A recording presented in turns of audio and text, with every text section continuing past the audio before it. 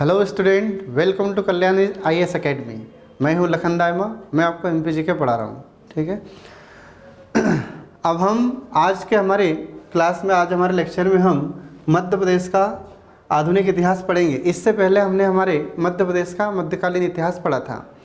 हमारे मध्य प्रदेश का इतिहास, आधुनिक इतिहास एक ऐसा टॉपिक है जहाँ से क्वेश्चन आते ही हैं। आपने देखा भी होगा कि पिछले जो एग्जाम्स में क्वेश्चन पूछे गए हैं वो हमारे मध्य प्रदेश के मॉडर्न हिस्ट्री से बहुत क्वेश्चन पूछे गए हैं। ठीक है, तो आइए हम शुरू करते हैं हमारे मध्य प्रदेश का आधुनिक इतिहास। अब मध्य प्रदेश के आधुनिक इतिहास में हम सबसे पहले शुरू करते हैं मध्य प्रदेश में सिंधिया वंश की स्थापना। हम इसमें देखेंगे कि सिंधिया वंश की स्थापना किसने की थी और इस वंश का हमारे मध्य प्रदेश के आधुनिक इतिहास में क्या योगदान रहा है। तो हम सबसे पहले शुरू कर रहे हैं सिंधिया वंश। एग्जाम में अपने से क्वेश्चन पूछा जाता है कि सिंधिया वंश का संस्थापक कौन था। तो सिंधिया वंश की स्थापना हमारे मध्य प्रदेश में ग्वालियर में राणोजी सिंधिया ने की थी और उज्जैन में महादजी सिंधिया ने की थी। तो ध्यान रखें, आप एग्जाम में अपने से क्वेश्चन पूछा जाएगा कि बताइए हमारे मध्य प्रदेश में ग्वालियर में किसने स्थापना की थी और उज्जैन में किसने स्थापना की थी। तो हमारे मध्य प्रदेश में उज्जैन में और ग्वालियर में दो जगह सिंधिया वंश की स्थापना की जाती है। तो ग्वालियर में संस्थापक कौन थे? राणोजी सिंधिया। और उज्जैन में कौन थे? महादजी सिंधिया। इनका नाम आपको ध्यान रखना है। और ध्यान रखना, ये मराठा थे। ये मराठा कहाँ से आए थे? हमारे मध्य प्रदेश में महाराष्ट्र से आए थे। ठीक है। इसके बाद में फिर अगले आ जाते हैं महादजी सिंधिया। तो यहाँ पर आपको जो फोटो दिख रही है, ये पिक्चर जो दिखाई दे रही है, ये हमारे महादजी सिंधिया ही हैं। तो महादजी सिंधिया ने कहाँ पर सिंधिया वंश की स्थापना की है? उज्जैन में। ठीक है। अब इन्होंने फिर उज्जैन से अपनी राजधानी बनाया था ग्वालियर को। तो याद रखें, एग्जाम में अगर क्वेश्चन आपसे पूछा जाता है कि बताइए उज्जैन से ग्वालियर को राजधानी किसने बनाया था, तो महादजी सिंधिया ने। ठीक है। इसके बाद में इनकी मृत्यु पूना में हो जाती है। तो पूना कहाँ पर आता है? महाराष्ट्र में। तो पूना में ही एक स्थान है, इसका नाम है बनवाड़ी। वहाँ पर महादजी सिंधिया की मृत्यु 12 फरवरी 1794 को हो गई थी। ठीक है। आई होप आप सिंधिया वंश के बारे में थोड़ा समझ गए होंगे। आगे बढ़ते हैं दौलत राव सिंधिया। अब जो दौलत राव सिंधिया थे, तो ये किसके बाद शासक बनते हैं? तो दौलत राव सिंधिया महादजी सिंधिया के बाद शासक बनते हैं। उनके उत्तराधिकारी हुए थे, उनके सक्सीडेड हुए। ठीक है। अब इसमें हम देखते हैं कि इन्होंने 1810 ईस्वी में अपनी राजधानी क्या बनाया था? इन्होंने भी अपनी राजधानी ग्वालियर को ही बनाया था। इससे पहले महादजी सिंधिया ने भी राजधानी किसको बनाया था? ग्वालियर को। इसके बाद फिर हम देखते हैं 21 मार्च 1827 को दौलत राव सिंधिया की मृत्यु हो जाती है। अब जब इनकी मृत्यु हो गई तो इस सिंधिया वंश के शासक कौन कौन रहे हैं, तो इनके बारे में हम देखते हैं। जानकोजी राव सिंधिया, जयाजी राव सिंधिया, माधव राव सिंधिया और जीवाजी राव सिंधिया। इसके बाद फिर 1947 में जीवाजी राव सिंधिया शासक थे और इनकी मृत्यु 1961 में हो चुकी थी। ठीक है। इसके बाद फिर हम आगे बढ़ते हैं। अगला जाता है होलकर वंश। तो हमारे मध्य प्रदेश में ये दो वंश उस आधुनिक समय में, या जब अंग्रेजों का काल हमारे भारत में था, तो उस समय ये बहुत ही शक्तिशाली रियासतें थी। यहाँ पर होलकर राजाओं की रियासत और हमारे सिंधिया राजाओं की रियासत, ये दो रियासत बहुत शक्तिशाली थी और इसी से हमसे क्वेश्चन एग्जाम में पूछे जाते हैं। तो इसलिए इसको आप ध्यान रखें और अच्छे से पढ़ें। तो इसमें हम शुरू करते हैं होलकर वंश। अब होलकर वंश के संस्थापक कौन थे, ये अपने से क्वेश्चन पूछा जाता है। तो हमारे मध्य प्रदेश में इंदौर में 1730 ईस्वी में मल्हार राव ने इसकी स्थापना की थी। किसकी? होलकर वंश की। इसके बाद फिर आगे हम देखते हैं कि 1732 ईस्वी में मल्हार राव होलकर ने ही इंदौर को अपनी राजधानी बनाया था। अब यहाँ पर आपसे क्वेश्चन पूछेगा कि बताइए इंदौर में होलकर वंश की स्थापना किसने की थी, तो आपको याद रखना है मल्हार राव होलकर। फिर आपसे पूछेगा कि इन्होंने इंदौर को अपनी राजधानी कब बनाया था, तो इन्होंने अपनी राजधानी 1732 में इंदौर को बनाया था। ठीक है।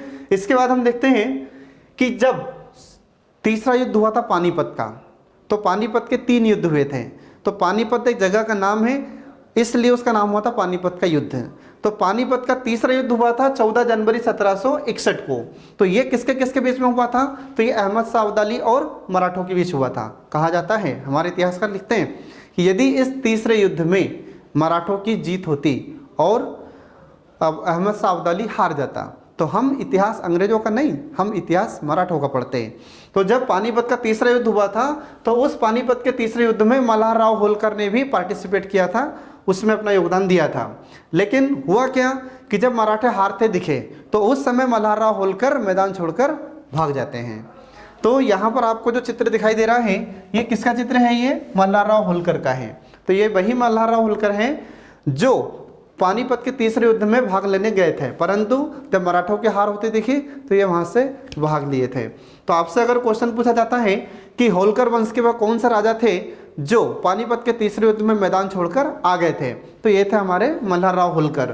तो इसमें आप ध्यान रखें। इसके बाद जब ये इंदौर आ जाते हैं तो इंदौर आने के बाद में फिर इन्होंने धीरे धीरे अपनी स्थिति में सुधार किया था। फिर इनकी मृत्यु कब हो जाती है? तो 26 मई 1766 को इनकी अचानक मृत्यु हो जाती है। मल्हारराव होलकर के बाद में खांडेराव ये शासक रहते हैं। फिर इसके बाद में उनका पुत्र मालेराव ये होलकर वंश के शासक बने, परंतु ये भी 27 मार्च 1767 को गुजर जाते हैं या इनका स्वर्गवास हो चुका था। तो ये भी ज़्यादा समय तक शासन नहीं कर पाए। फिर इनकी मृत्यु के बाद में अहिल्याबाई यहाँ के होलकर वंश की शासिका बनती है। चलिए तो अब जानते हैं आगे हम होलकर वंश की शासिका अहिल्याबाई के बारे में। आई होप आप सभी लोग समझ गए होंगे। ठीक है, आगे बढ़ते हैं हम लोग। अगला जाता है अहिल्याबाई। तो अहिल्याबाई होलकर वंश की शासिका थी। ध्यान रखें, बहुत ही इंपॉर्टेंट टॉपिक है, इनमें से क्वेश्चन आता ही है। तो यहाँ पर आपको जो चित्र दिखाई दे रहा है, पिक्चर दिखाई दे रहा है, ये होलकर वंश की शासिका अहिल्याबाई की ही है, जिन्हें हम राजमाता भी कहते हैं, जिन्हें लोक देवी के नाम से भी हम जानते हैं। तो आइए हम जानते हैं अहिल्याबाई के बारे में। तो अहिल्याबाई का जन्म कब हुआ था? 31 मई 1725 ईस्वी को। कहाँ हुआ था? तो ग्राम चौंदी में। ये ग्राम चौंदी कहाँ पर आता है? महाराष्ट्र में। महाराष्ट्र के किस जिले में आता है चौंदी? तो ये अहमदनगर में आता है। तो इसको आप लोग याद रखें। इनके पिताजी का नाम, तो इनके पिताजी का नाम था मानकोजी शिंदे, इनकी माताजी का नाम, ठीक है। इसके बाद में विवाह इनका, तो विवाह किसके साथ हुआ था इनका? तो इनका विवाह खांडेराव होलकर से हुआ था। इसके बाद में इनका एक पुत्र और एक पुत्री थी। तो इनके पुत्र का नाम क्या हुआ? तो इनके पुत्र का नाम था माधेराव, इनकी पुत्री का नाम मुक्ताबाई था। ठीक, अब इनके जो पति थे, तो इनके पति का नाम क्या था? खांडेराव होलकर। तो कुछ समय बाद इनके पति की डेथ हो जाती है और डेथ के बाद में 29 वर्ष की अवस्था में रानी अहिल्याबाई विधवा हो चुकी थी और विधवा होने के बाद फिर इन्होंने शासन की बागडोर संभाली अहिल्याबाई ने। इसके बाद में इनकी जो पुत्री थी मुक्ताबाई का विवाह किससे हुआ था? यशवंतराव से, यशवंतराव फण से, इनसे इनका विवाह हुआ था। इसके बाद में फिर हम आगे बढ़ते हैं। फिर इनका सेनापति कौन था जो अहिल्याबाई शासन कर रही थी उस समय? तो अहिल्याबाई ने, इनका एक शासक था जिसका नाम था तुकोजीराव। अब ये तुकोजीराव कौन था? तो ये तुकोजीराव सेनापति थे और विश्वास पात्र थे किसके? मल्हारराव के। तो मल्हारराव के विश्वास पात्र थे ये तुकोजीराव, जिसको इन्होंने अपना सेनापति बनाया था और रानी अहिल्याबाई इन्हीं के माध्यम से शासन करती रही थी। इसके बाद फिर आगे हम बढ़ते हैं। अहिल्याबाई की मृत्यु, तो रानी अहिल्याबाई की मृत्यु कब हो जाती है? तो इनकी मृत्यु 13 अगस्त 1795 को हो गई थी। अब अहिल्याबाई ने अपने जीवन में कुछ महत्वपूर्ण कार्य किए थे। तो कौन कौन से महत्वपूर्ण कार्य किए हैं अहिल्याबाई ने, जिसके बारे में हमको जानना जरूरी है और एग्जाम में हमसे क्वेश्चन पूछा भी जाता है। तो अहिल्याबाई ने अपने जीवन काल में कुछ महत्वपूर्ण कार्य किए हैं। तो कौन कौन से कार्य किए हैं वो देखिए इसमें यहाँ पर, जिसमें पहला हम देखते हैं कि रानी अहिल्याबाई ने बहुत सारे मंदिरों का निर्माण करवाया था और इन मंदिरों में सबसे जो महत्वपूर्ण मंदिर है वो महेश्वर का मंदिर इम्पोर्टेंट है। महेश्वर किस जिले में आता है? तो ये महेश्वर आता है खरगोन जिले में। तो अहिल्याबाई भगवान शंकर की पूजा करती थी, तो वहाँ पर उन्होंने जो मंदिर का निर्माण करवाया था वो शिव मंदिर के नाम से बहुत ही प्रसिद्ध है। ये वही महेश्वर है जो नर्मदा नदी के किनारे स्थित है। इसके बाद में बहुत सारे तीर्थ स्थानों का इन्होंने निर्माण करवाया था। किसने? अहिल्याबाई ने। इसके बाद फिर बहुत सारे कुएं का निर्माण करवाया इन्होंने, लोगों को पीने के पानी की व्यवस्था करवाई। इसके बाद में बहुत सारी बावड़ियों का निर्माण करवाया था। बावड़ी समझते हैं सब लोग। इसके बाद में जो भूखे लोग होते थे गरीब वर्गों के लिए इन्होंने एक अन्न क्षेत्र की स्थापना करवाई थी। तो जहाँ जहाँ पर ये भूख या फिर जहाँ जहाँ पर ये भूखे की समस्या होती थी, गरीब लोग हुआ करते थे, तो उनको अन्न प्रदान करने के लिए उन्होंने कई क्षेत्रों में ये अन्न क्षेत्र की स्थापना करवाई थी। तो जब जिसको जितनी आवश्यकता होती थी उस अन्न क्षेत्र से अन्न ये लोग ले जाते थे। इसके बाद फिर रानी अहिल्याबाई ने या अहिल्या देवी ने कई जगह प्याऊ लगवाए थे। आज जो वर्तमान में आप देखते हो, जैसे गर्मी के दिनों में, ठंड के दिनों में या फिर अन्य जो सीजन्स होता है, तो पीने के लिए जगह जगह प्याऊ लगे रहते हैं। तो ये प्याऊ रानी अहिल्याबाई ने अपने समय में कई जगह लगवाए थे। जहाँ पर पानी की व्यवस्था नहीं होती थी वहाँ पर इन्होंने प्याऊ लगवाए थे ताकि जो प्यासा व्यक्ति वो पानी पी सके। इसके बाद में इन्होंने ही अपने जीवन में मोह का त्याग कर दिया था और ये पूर्णतः किसके लिए कार्य कर रही थी रानी अहिल्या देवी? ये जन कल्याण के लिए कार्य करती थी। अब जब ये ज़्यादा जन कल्याण का काम करने लगी रानी अहिल्याबाई, तो इन्हें लोक माता कहा जाने लगा। इसके बाद में जनता ने इन्हें देवी भी कहा था।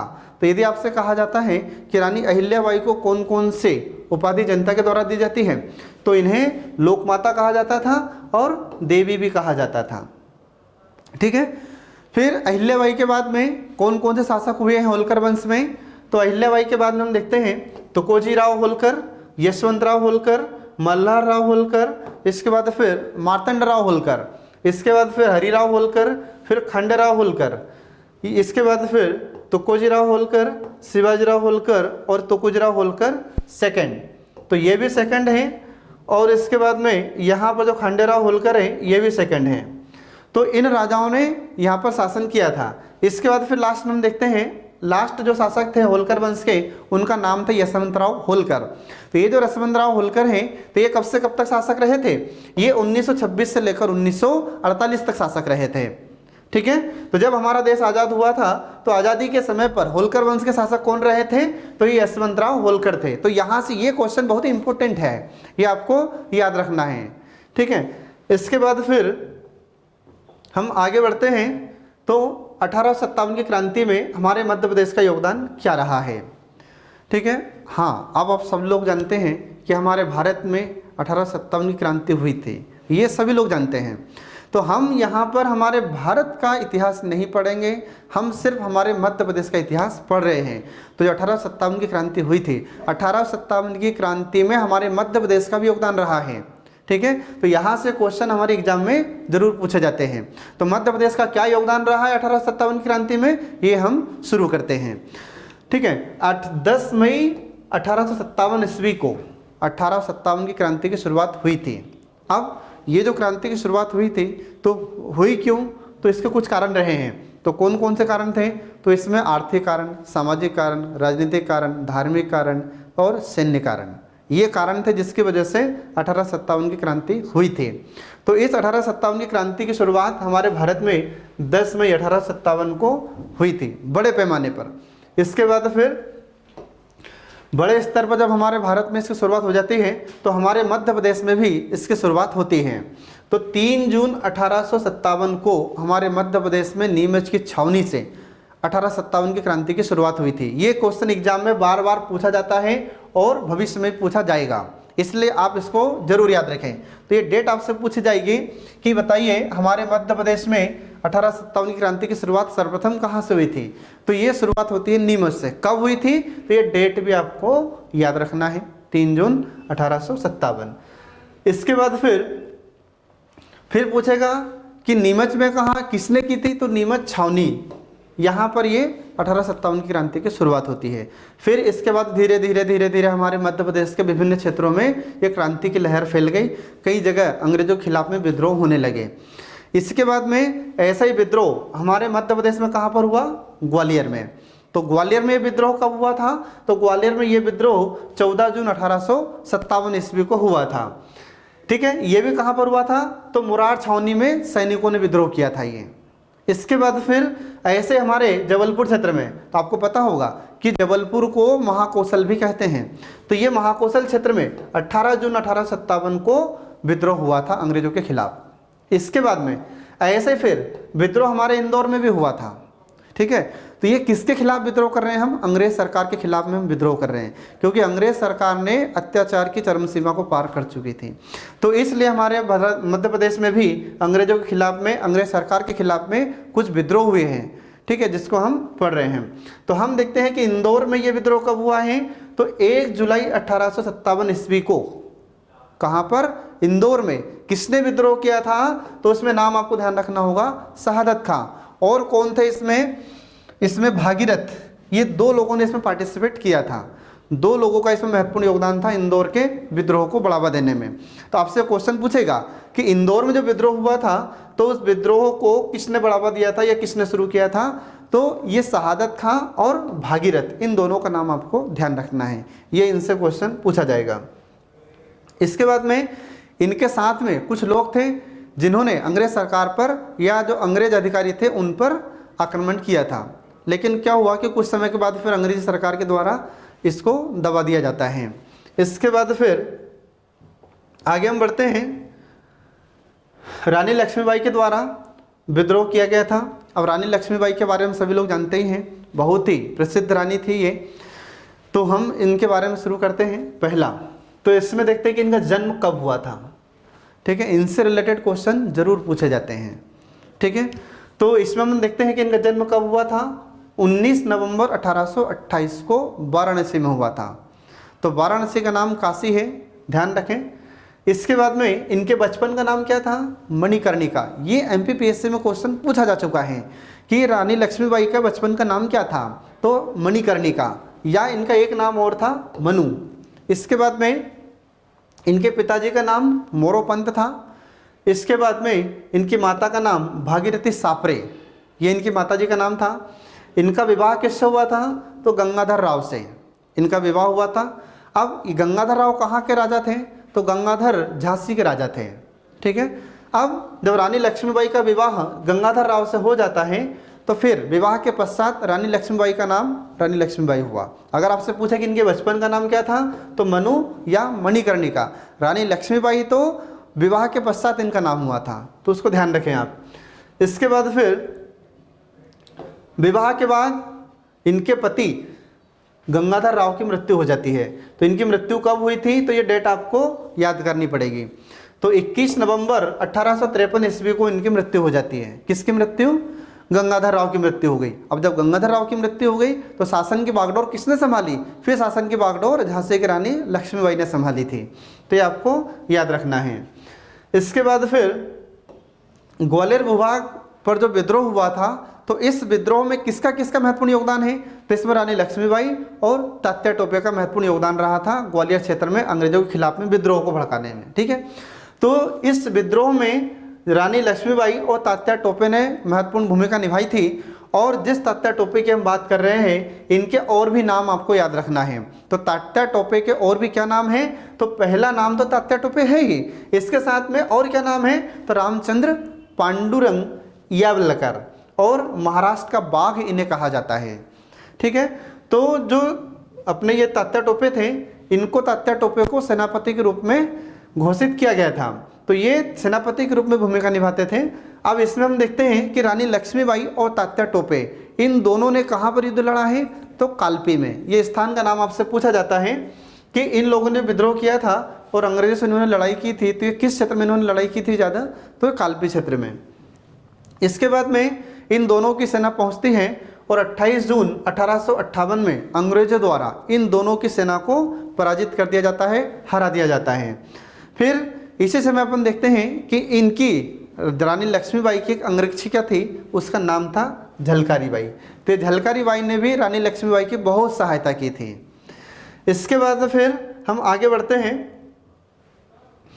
इस युद्ध में झांसी की रानी लक्ष्मीबाई कालपी में जब युद्ध हो रहा था, तो वहाँ पर युद्ध लड़ते लड़ते रानी लक्ष्मीबाई वीरगति को प्राप्त होती है। फिर जो नाना अपने तात्या टोपे थे, तो तात्या टोपे वहाँ से बच निकले। परंतु क्या हुआ कि एक मानसिंह थे, जो सिंधिया सामंत के व्यक्ति थे। तो सिंधिया में ही अपन देख, सिंधिया वंश में एक व्यक्ति जिसका नाम था मानसिंह। तो ये मानसिंह ने तात्या टोपे को पकड़कर किसके हवाले कर दिया? अंग्रेजों के हवाले कर दिया। फिर अंग्रेज सरकार के द्वारा तात्या टोपे को अप्रैल के महीने में 18 अप्रैल 1859 को शिवपुरी में इनको फांसी दे दी जाती है। तो एग्जाम में कई बार हमसे क्वेश्चन पूछा गया है कि बताइए तात्या टोपे को कहाँ पर फांसी पर चढ़ाया गया था, तो इनको शिवपुरी में फांसी पर चढ़ाया गया था। तो ध्यान रखना, ये है तात्या टोपे जो आपको पिक्चर यहाँ पर दिखाई दे रही है, ठीक है। इसके बाद फिर अंग्रेजी सेना का नेतृत्व किस एक अंग्रेज सेनापति ने किया था, किस अंग्रेज अधिकारी ने किया था, तो उसका नाम आपको ध्यान रखना है ह्यूरोज। ये अपने से एग्जाम में क्वेश्चन पूछा गया है कि बताइए जब रानी लक्ष्मीबाई ने अंग्रेजों से युद्ध लड़ा था तो उस समय अंग्रेजी सेना का प्रतिनिधित्व या अंग्रेजी सेना का नेतृत्व किस व्यक्ति ने किया था, तो उसका नाम था ह्यूरोज। इसी ह्यूरोज ने जब रानी लक्ष्मीबाई की शक्ति का प्रदर्शन देखा, जब रानी लक्ष्मीबाई ने युद्ध लड़ा था अंग्रेजों से, तो ये ह्यूरोज भी उस समय कांप गया था। तो उसी समय फिर इसने एक स्टेटमेंट दिया था रानी लक्ष्मीबाई के लिए। तो रानी लक्ष्मीबाई के लिए इन्होंने क्या स्टेटमेंट दिया है, तो इन्होंने कहा था कि यदि भारतीयों में कोई मर्द है तो वह रानी लक्ष्मीबाई है। तो यह स्टेटमेंट आपसे एग्जाम में पूछा जा सकता है कि बताइए यह किसने कहा था कि भारतीयों में यदि कोई मर्द है तो वह रानी लक्ष्मीबाई है, तो यह कहा था ह्यूरोज ने। तो इसका स्टेटमेंट बहुत इंपॉर्टेंट है, इसलिए ध्यान रखें। इसके बाद में फिर जैसा इंदौर में विद्रोह हुआ था ऐसा महू में भी विद्रोह हुआ था। तो महू जो वर्तमान में है जानते हैं सभी लोग। तो इंदौर की तरह यहाँ पर भी विद्रोह कब होता है, तो इसकी डेट आपको याद रखना है। क्या है इसकी डेट, तो इसकी डेट है 1 जुलाई 1857 को यहाँ पर सैनिकों ने विद्रोह किया था। तो महू छावनी के नाम से प्रसिद्ध है। हमारे भारत में जो सैनिकों की छावनी है उन छावनी में से एक छावनी हमारे महू छावनी भी है। तो यहाँ पर 1 जुलाई 1857 को सैनिकों ने विद्रोह किया था। कहाँ पर, महू में। लेकिन बाद में क्या होता है कि एक अंग्रेज अधिकारी था जिसका नाम था हंगरफोर्ड। इस हंगरफोर्ड ने इस विद्रोह को दबा दिया। तो यदि आपसे क्वेश्चन पूछा जाता है कि बताइए महू में जब विद्रोह हुआ था तो उसे किस अंग्रेज अधिकारी ने दबाया था, तो उसका नाम आपको याद रखना है, हंगरफोर्ड ने दबाया था। इसके बाद फिर आगे बढ़ते हैं तो रानी अवंतीबाई के बारे में पढ़ते हैं। अब ये रानी अवंतीबाई ये कहाँ की शासिका थी, तो ये हमारे मंडला जिले में एक नगर था, उसका नाम था रामगढ़, ठीक है। तो रानी अवंतीबाई का भी हमारे 1857 के स्वतंत्रता संग्राम में महत्वपूर्ण योगदान रहा है और इनसे भी क्वेश्चन पूछा जाता है। तो यहाँ पर आप पिक्चर में देख रहे हैं ये रानी अवंतीबाई का ही चित्र है, ठीक है। तो आइए शुरू करते हैं इसमें। तो झांसी की रानी जैसे शक्तिशाली थी वैसे ही इधर मंडला क्षेत्र में मतलब मंडला जिले में रानी अवंतीबाई बहुत शक्तिशाली थी और प्रसिद्ध थी। अब ये कहाँ की थी, रामगढ़ की रानी थी ये, ठीक है। रामगढ़ एक नगर था और वर्तमान में मंडला जिले में आता है। तो यहाँ पर एक नगर था और यहीं पर एक राजा था जिसका नाम था लक्ष्मण सिंह, ये वहाँ के शासक थे। तो लक्ष्मण सिंह से ही रानी अवंतीबाई का विवाह हुआ था। 1850 में इनका देहांत हो गया था, ठीक है। इसके बाद में इनका एक पुत्र हुआ था विक्रमजीत सिंह, जो कि ज़्यादा समय तक शासक नहीं कर पाए क्योंकि ज़्यादा बड़े भी नहीं थे, छोटे थे। तो फिर इनका पुत्र कौन हुआ, लक्ष्मण सिंह का। तो लक्ष्मण सिंह का पुत्र हुआ था विक्रमजीत सिंह, ठीक है। लेकिन ये जो विक्रमजीत सिंह थे ये मस्तिष्क से ठीक नहीं थे, इनका मस्तिष्क प्रॉपर काम नहीं करता था। तो इनकी तरफ से रानी अवंतीबाई ने शासन करना शुरू किया। इसके बाद फिर हम देखते हैं कि जब 1857 की क्रांति शुरू होती है तो अंग्रेज अधिकारी के नेतृत्व में अंग्रेज सेना वहाँ पर भी पहुँचती है। कहाँ पहुँचती है, ये मंडला क्षेत्र में रामगढ़ में, ठीक है। मंडला जिले के रामगढ़ में अंग्रेजी सेना पहुँचती है और वहाँ पर हम देखते हैं कि अंग्रेजी सेना और रानी अवंतीबाई के बीच में युद्ध प्रारंभ हुआ। इस युद्ध में हम देखते हैं कि रानी लक्ष्मीबाई हार जाती है और अंग्रेजों की सेना जीत जाती है। जब रानी अवंतीबाई को ये लगने लगा कि हमारी सेना हार रही है, ठीक है, तो उस समय रानी अवंतीबाई ने क्या किया कि उनकी जो अंगरक्षिका थी गिरधारी बाई से इन्होंने कटार ली और आत्महत्या कर ली। तो ये आत्महत्या इन्होंने कब की है, तो ये आत्महत्या इन्होंने 20 मार्च 1858 ईस्वी को की है। तो आपसे क्वेश्चन पूछा जाता है और पिछले एग्जाम्स में पूछा भी गया है और भविष्य में भी पूछा जाएगा कि बताइए रानी अवंतीबाई की अंगरक्षिका का नाम क्या था, तो गिरधारी बाई। एमपीपीएससी ने पूछा है कि झलकारी बाई किसकी अंगरक्षिका थी, तो रानी लक्ष्मीबाई की थी वो। और ये अवंतीबाई की कौन है अंगरक्षिका, तो अवंतीबाई की अंगरक्षिका का नाम है गिरधारी बाई, ठीक है। ये आपको ध्यान रखना है।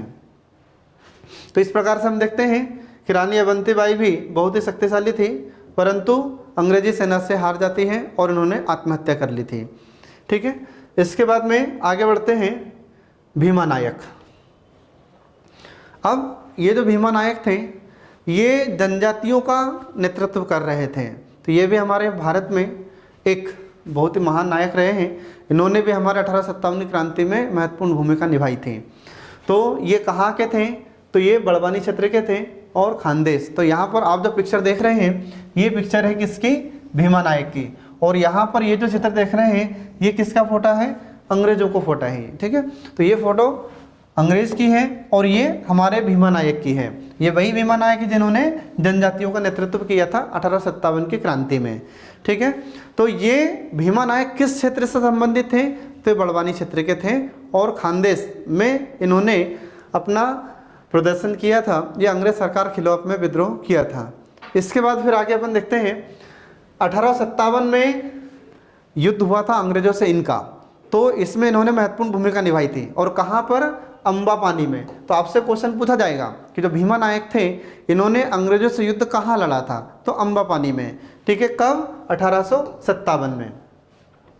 ठीक है, लेकिन वहाँ से भी भीमा नायक निकल सकते या निकल जाते हैं, बचकर निकल जाते हैं। फिर इसके बाद में क्या हुआ, तात्या टोपे, जिसके बारे में अभी थोड़ी देर पहले हमने पढ़ा है। तो ये तात्या टोपे जब निमाड़ आते हैं, ठीक है, तो तात्या टोपे को फांसी कब दी गई थी, 1859 में, 1859 में। और हम यहाँ पर बात कब की कर रहे हैं, तो ये 1859 से पहले की बात है। तो तात्या टोपे यहाँ पर आते निमाड़ में, तो उसी समय भीमा नायक की मुलाकात हुई थी किससे, तात्या टोपे से। ठीक है, इसके बाद में जब ये यहाँ पर निमाड़ आते हैं तात्या टोपे, तो इससे मिलने गए थे भीमा नायक। अब इनके ही किसी करीबी व्यक्ति ने अंग्रेजों को बता दिया कि भीमा नायक आ रहे हैं मिलने, किससे, तात्या टोपे से। तो उसको फिर भीमा नायक को पकड़ा दिया जाता है, किसको, अंग्रेजों को साथ में। तो ध्यान रखें आप इसमें, तो अंग्रेजों से मुखबिरी कर दी थी इनके ही किसी करीबी व्यक्ति ने, जिसके कारण धोखे से भीमा नायक को पकड़ लिया जाता है और इन पर केस चलाया गया। और जब इन पर दोष सिद्ध हो जाता है, आरोप सिद्ध हो जाता है, तो इन्हें काले पानी की सज़ा दी जाती है। और आपको पता ही होगा कि हमारे भारत में काले पानी की सज़ा कहाँ दी जाती है, तो हमारे भारत में काले पानी की सज़ा पोर्ट ब्लेयर में दी जाती है। ठीक है, और अंडमान निकोबार, वहाँ पर इनको रखा गया था। और वहीं पर पोर्ट ब्लेयर में ही इनकी डेथ कब हो जाती है, 29 दिसंबर 1876 को पोर्ट ब्लेयर में इनकी डेथ हो गई थी। तो ये थे हमारे भीमा नायक। तो एग्जाम में अपने से क्वेश्चन पूछा जाता है कि बताइए कि भीमा नायक ने किसका नेतृत्व किया था, तो इन्होंने जनजातियों का नेतृत्व किया था। ठीक है, तो आई होप कि आप सभी लोग समझ गए होंगे हमारे मध्य प्रदेश का आधुनिक इतिहास के बारे में। Thank you for watching.